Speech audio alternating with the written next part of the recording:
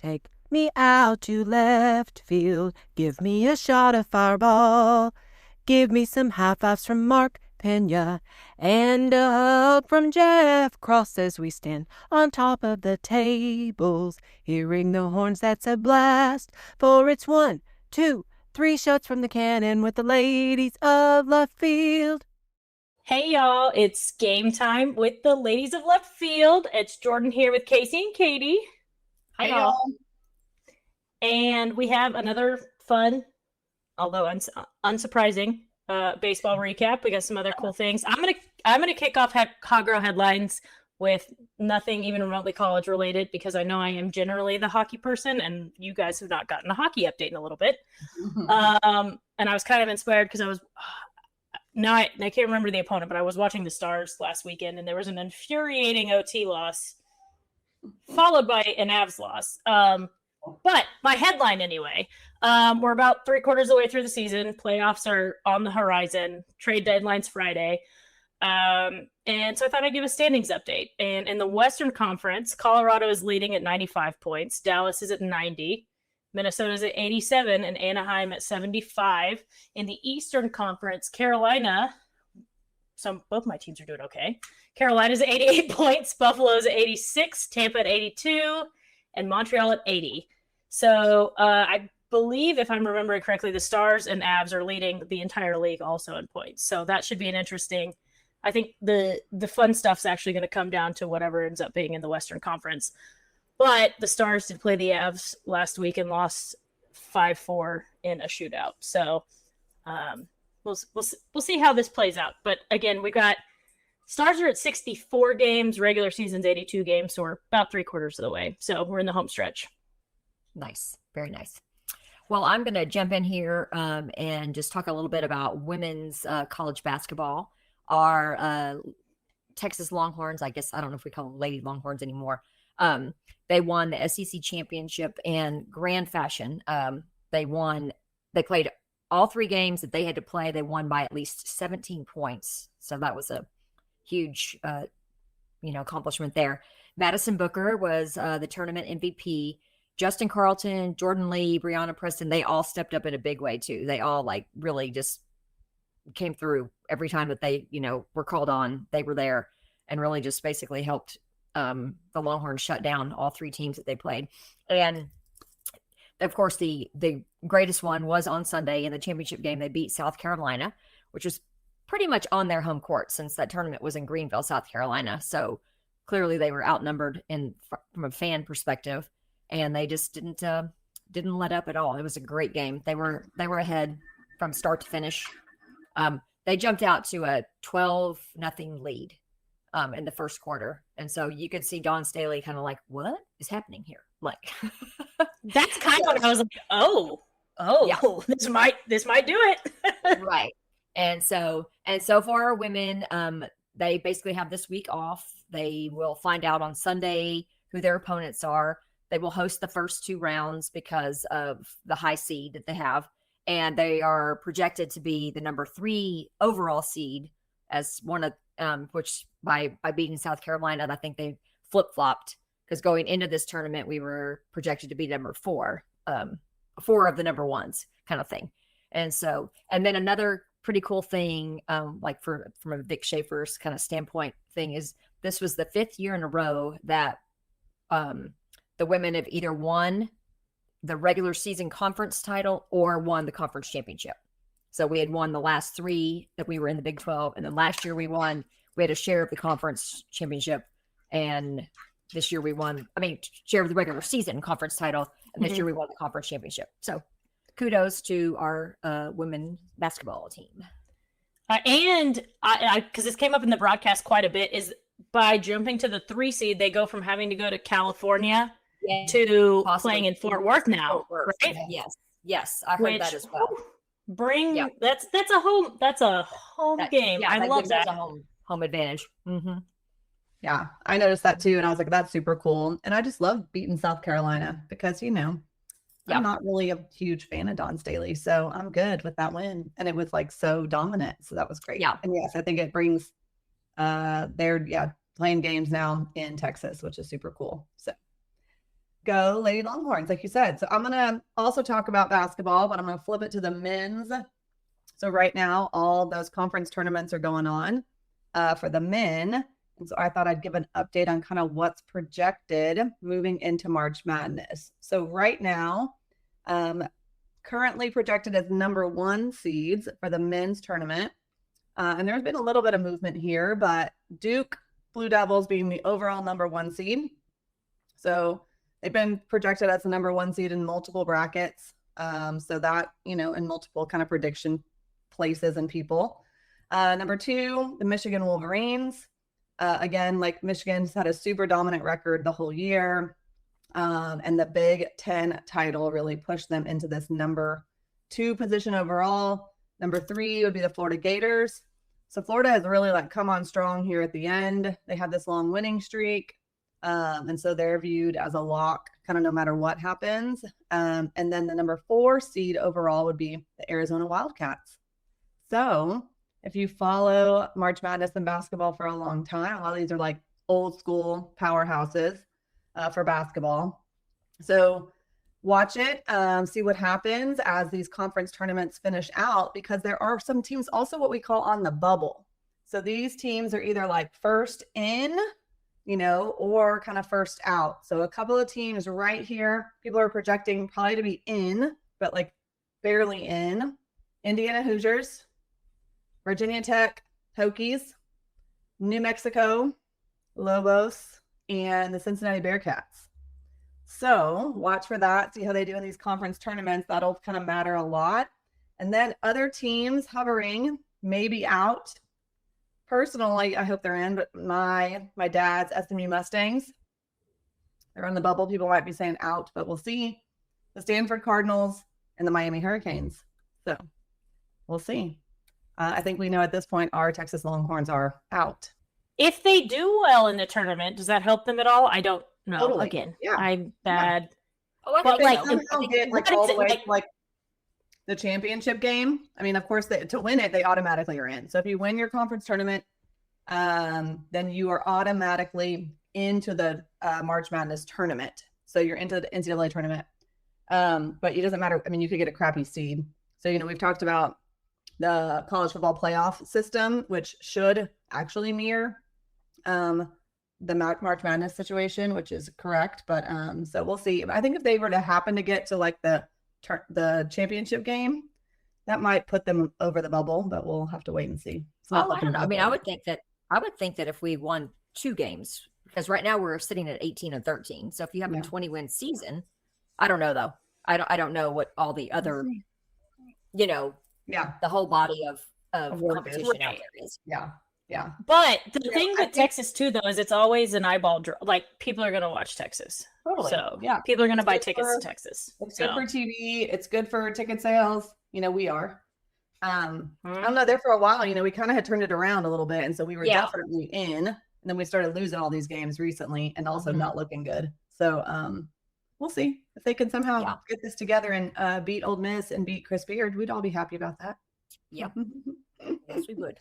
All right, y'all. So I know, right? Selection Sunday is this Sunday, where they do reveal the official 68 team bracket. So then you can get online and fill out your brackets and all that for all kinds of good fun. Why not? It's just good times. All right, so we kind of mentioned some around the horns. So we go to around the horns first. Softball just continues to roll right along. They opened conference play with the sweep of South Carolina this past weekend. It was a little bit more of a pitching and defensive series, low scoring games, especially at least by Texas standards. They won 4-2, 3-0, and 5-2. But still, that's good. You're playing a team that last year made it into the NCAA. They made it to super regionals.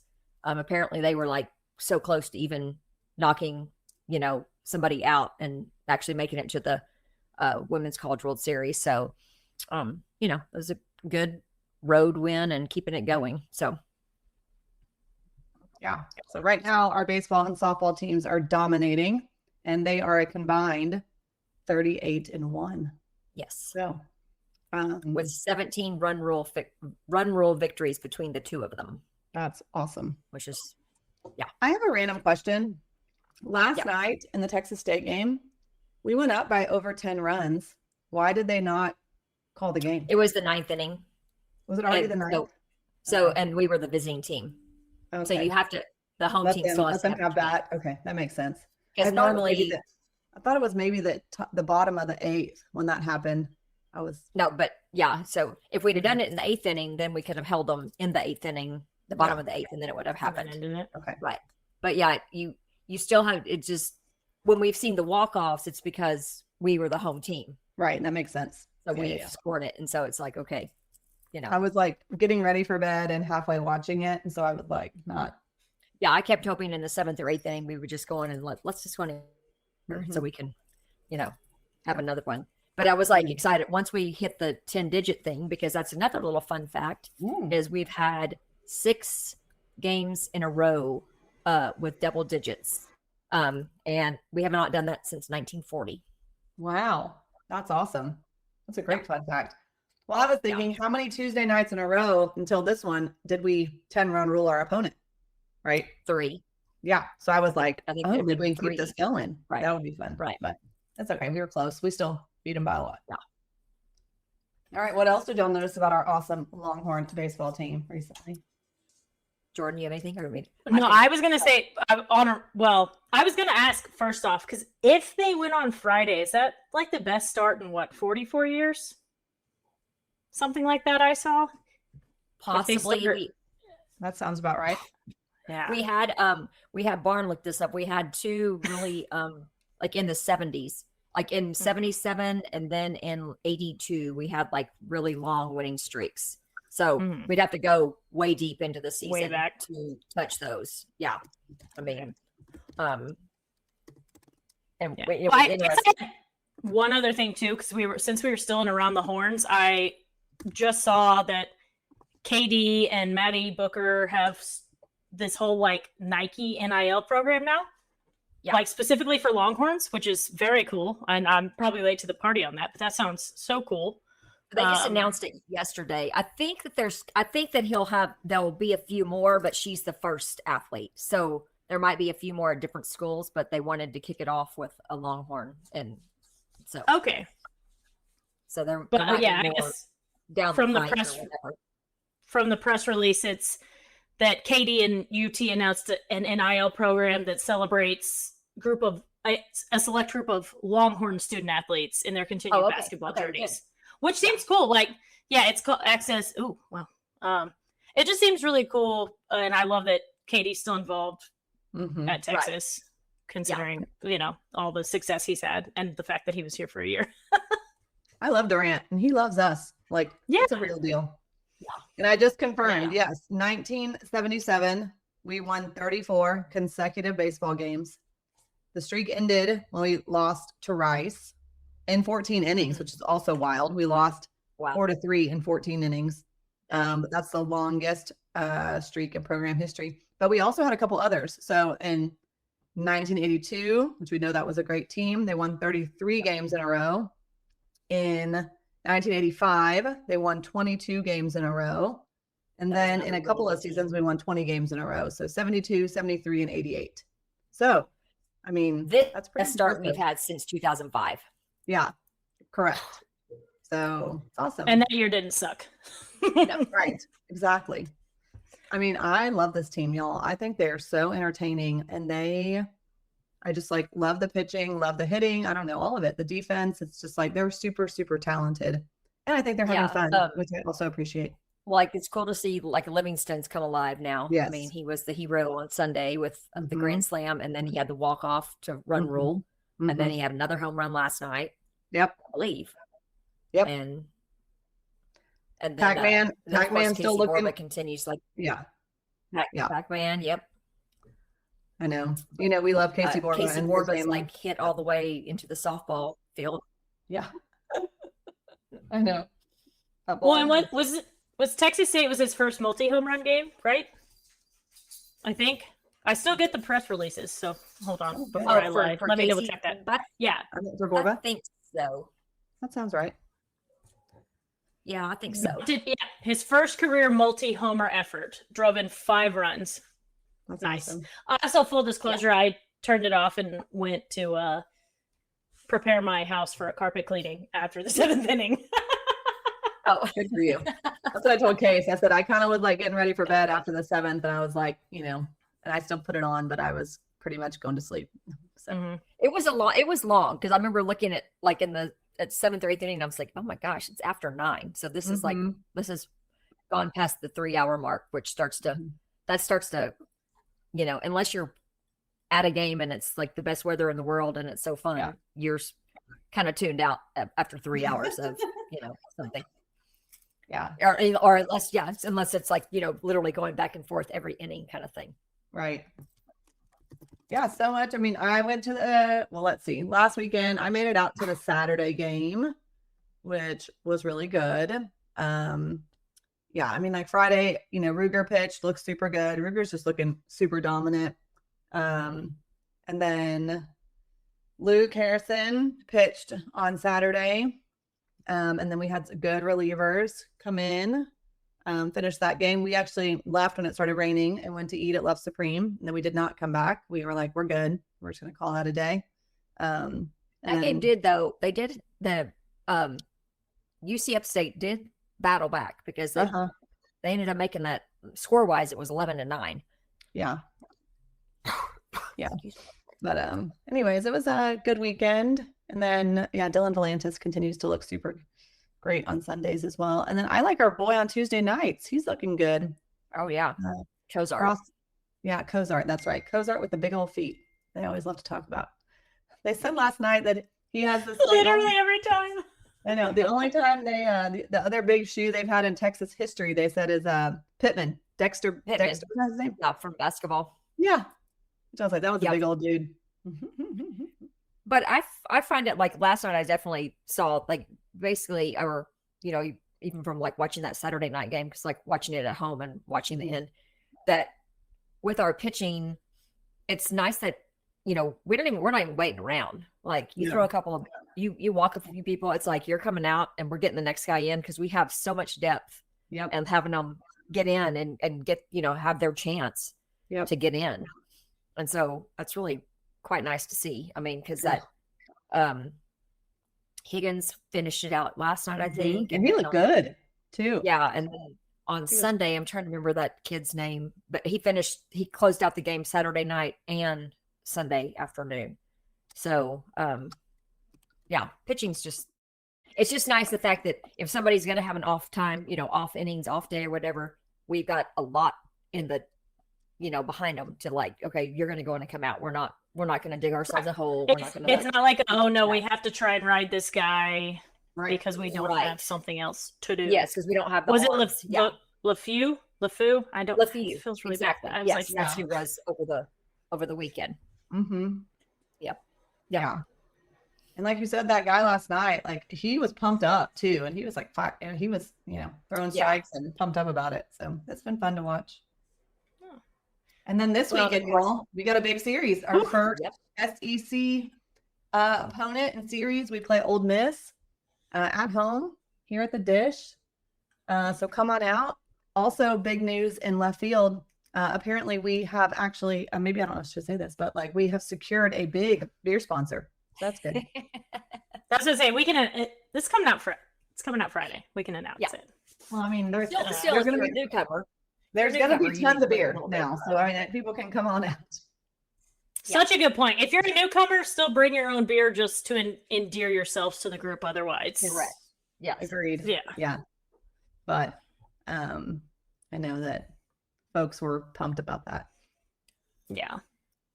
It's just with as big as left field's got now, it's hard. Like you have to like hide a cooler so that you get whatever beer you want. Otherwise you end up drinking like no shade to whatever, like those Corona seltzer or whatever.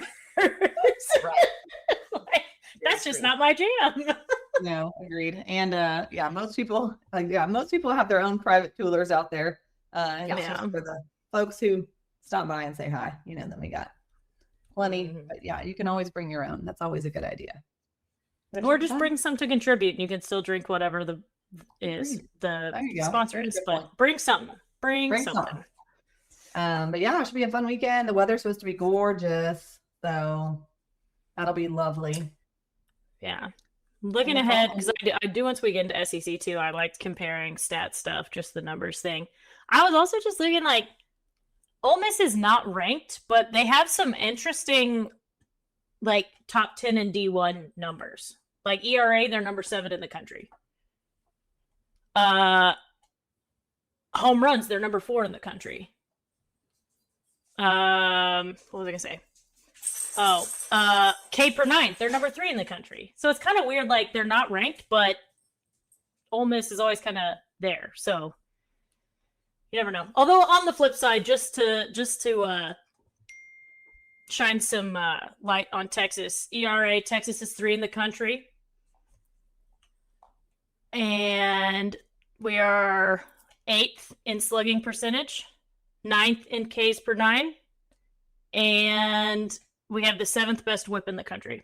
And obviously they're leading or top 3 in the SEC in all of those. So that's why I went with D1 ranks, because obviously Whip, why don't you give a little definition thank you. of whip? Okay. So essentially it's walks and hits per 9 innings. So it's anytime you allow a batter to get on base. Yes. Anytime a batter somehow makes it onto the base. So yes, very good. There's your fun vocab word for the week. There you go. You can look really, really impressive when you go to your circle at work and talk about that. Talk about the whip. And then, yeah, if you're going to go on a date if you're a lady of left field, or you're trying to be, and you're going to go on a new date, that some sports guy will be uber impressed with you. Yeah. Yeah, what else, y'all? So yeah, come on out to left field. It'll be a great weekend out there. We're excited to kick off. I think everything, it starts to get, I mean, yes, we're excited that we're 15-0 or 16-0, whatever our number is at this point. That's all yay and fun. But now it's like the real time. It's when it starts to really count and kind of see what you're made of. And I know there was a big push. I had to attend a little meeting this morning, and they're really, to us, we'll have a crowd. They're really trying to push a resell your tickets kind of thing. If you're not going to go, I just got a text about it, Kasey. I just got a text about it. Yeah, and it's from Texas Athletics saying if you're not going to go, please sell your tickets. Basically, yeah, and it's like with it being the first part of spring break, and it's South by Southwest, so you have some stragglers that come along because of South by Southwest, but you also have tons of people that just go. They'll either be leaving town, or not. So hopefully we still will have a nice, good crowd. And they're getting, they're doing more on the built Ford Tough right field, setup out there. I think this is super cool. Ford, whoever the Ford people are, I don't know if it's like a local dealership or, who our marketing people they're working with, but they're going to do like benches along the front fence line, I guess. And the benches are going to be tailgates from Ford trucks from each year that we won a national championship. So like a cool 1949 and a 1950 tailgate. I mean, yeah, I think that's so cool. That's awesome. I'm not a Ford person, but I still think that's really cool. And what's your dog's name again? Chevy. Yeah. We're kind of a Chevy and a Dodge family over here, but I did have a Bronco back in the day, so I was a Ford person at one time. I had an F-150 and I had a Bronco. Yeah, and so they're going to put, and then I think they talked about like the color shades were supposed to be as close to like what our color shade was then, because like in 1949, the orange is not really the same as the orange that we would consider now. It was probably more like brown or whatever. Yeah. So.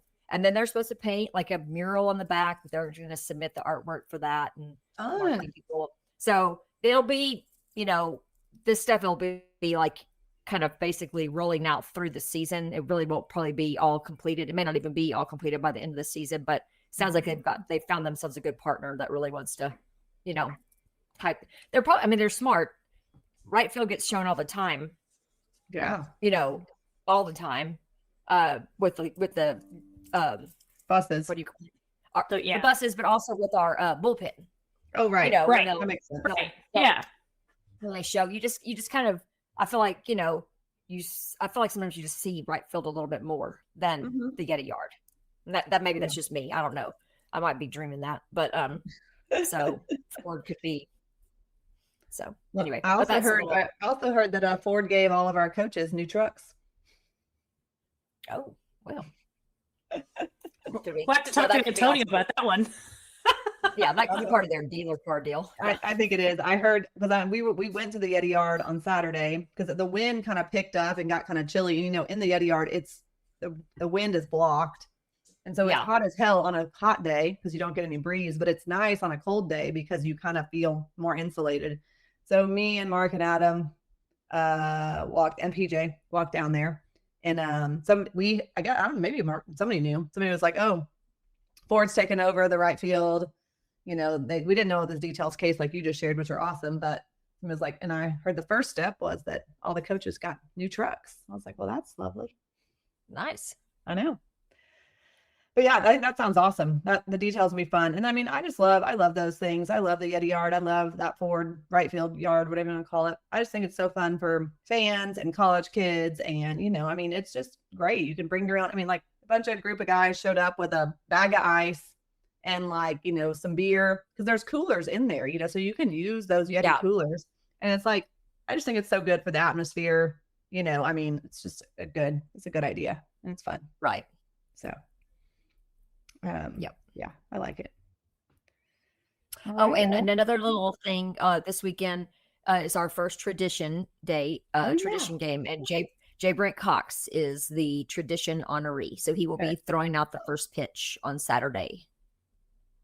Love him. People to go back to our stellar 2002. Yeah. And teams. He was so fun to watch, bitch.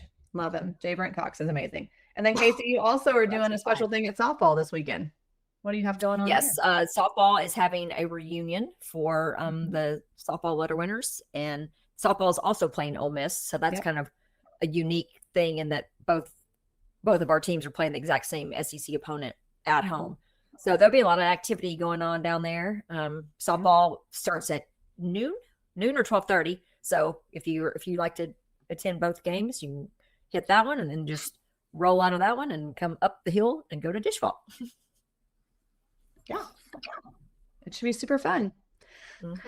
All right, y'all. Well, I'm excited. Let's get into some conference play. Let's hopefully keep our Longhorns looking super good, and then maybe this basketball that ERA down and batting average up. Yeah, exactly. Love it. And game times are. I'm pulling it up. 6:30, 2:30, and I don't know Sundays. 1 p.m. 1. 6:30. I just pulled it up. 1. There we go. And the following week for me is spring break, so you might see me out there on a Sunday, which usually doesn't happen. You guys are about getting my school life together, but no school. So fun. That's awesome. All right, y'all. Have a great time. We'll see you all in left field. Y'all in left field. See y'all in left field.